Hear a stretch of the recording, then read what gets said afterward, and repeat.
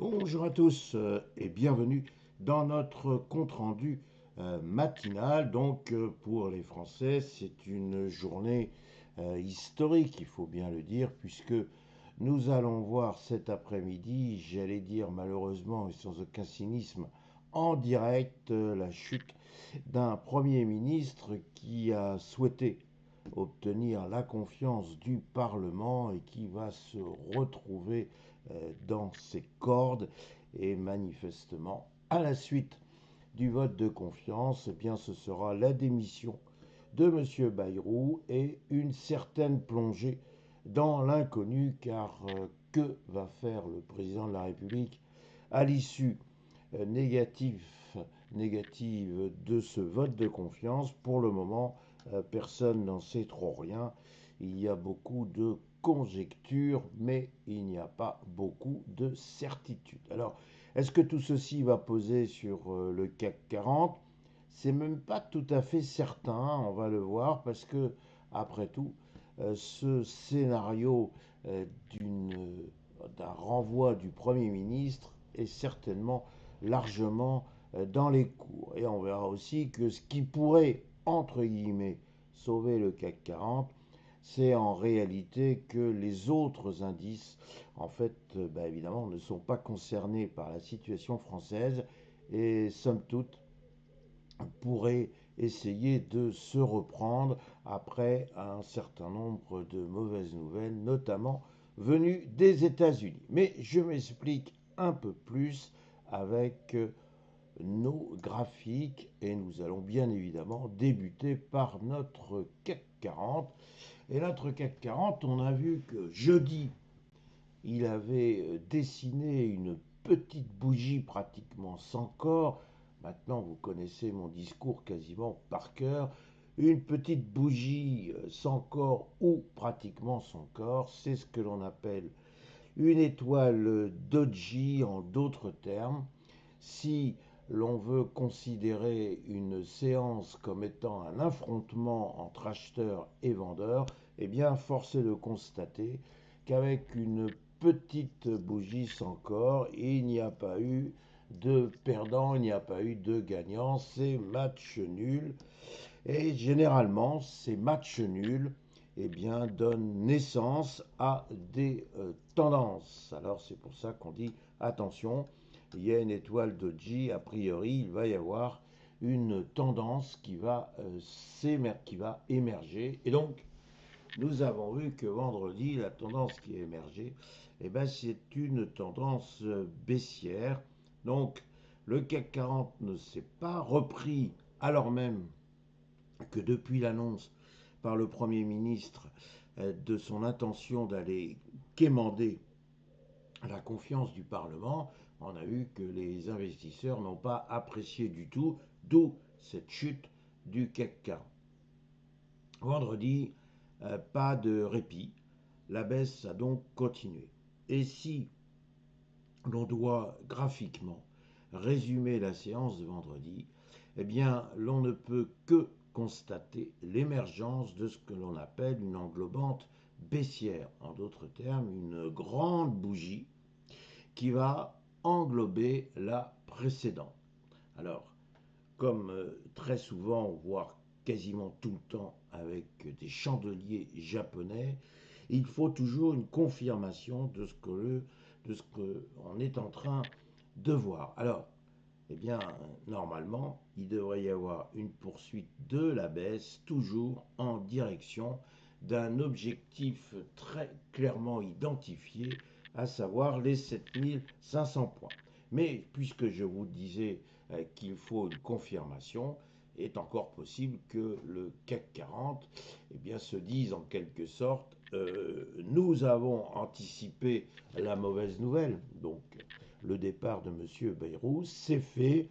Maintenant, il faut qu'on essaie de voir quel pourrait être l'avenir, et donc il y a l'espoir peut-être d'un avenir plus radieux.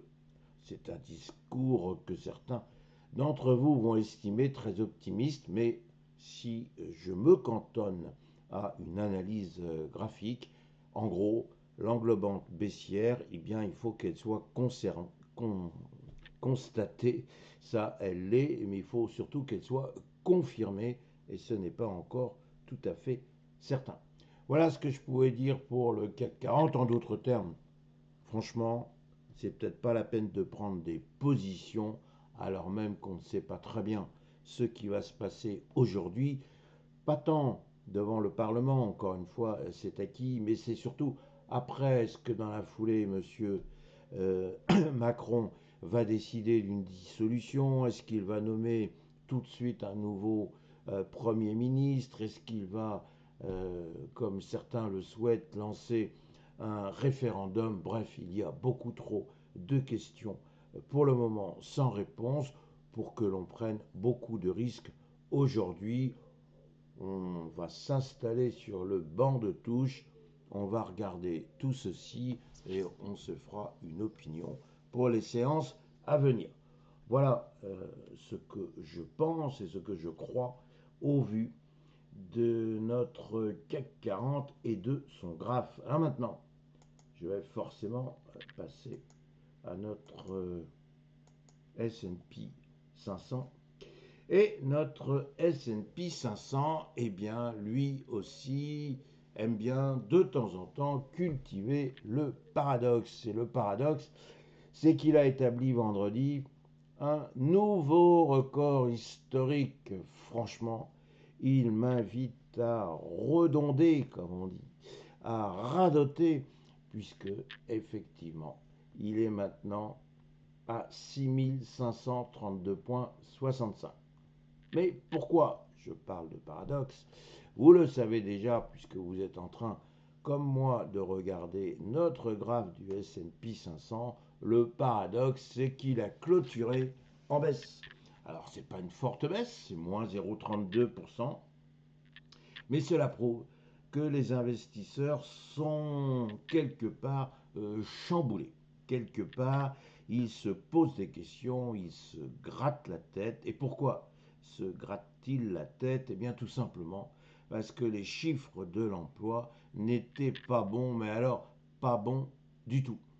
Alors, qu'est-ce que veulent dire des chiffres de l'emploi qui sont pas bons? Et quand je dis des chiffres pas bons, non seulement les chiffres de vendredi n'étaient pas bons, mais les précédents chiffres de l'emploi ont été révisés à la baisse. Alors, en clair, l'économie américaine n'irait pas si bien que cela, puisque il y a très peu de création d'emplois. Une question en appelle une autre. Est-ce que la politique de M. Trump n'est pas finalement mortifère?